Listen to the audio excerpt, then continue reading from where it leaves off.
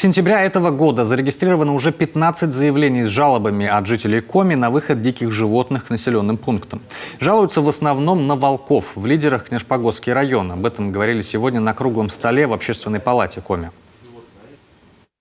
Основной причиной выхода диких животных на территории населенных пунктов является доступность легкой пищи. Это бесхозные собаки и собаки на привязи, а также открытые пищевые отходы, выбрасываемые гражданами, свалки твердых коммунальных отходов. Исключение легкой пищи с территории населенных пунктов значительно снизит и даже максимально предотвратит выход дикого животного на территорию населенного пункта.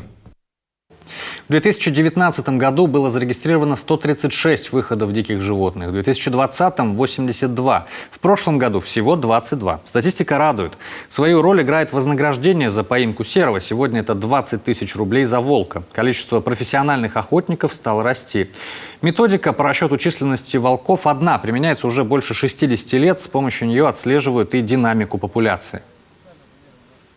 Основная методика, которая работает у нас в Республике Коми, это метод зимнего маршрутного учета.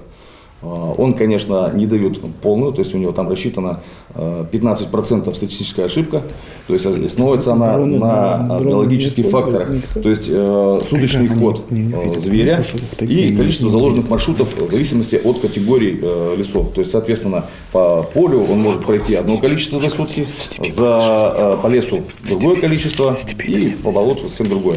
Охотники, учетчики проходят и считают все свежие пересечения за сутки.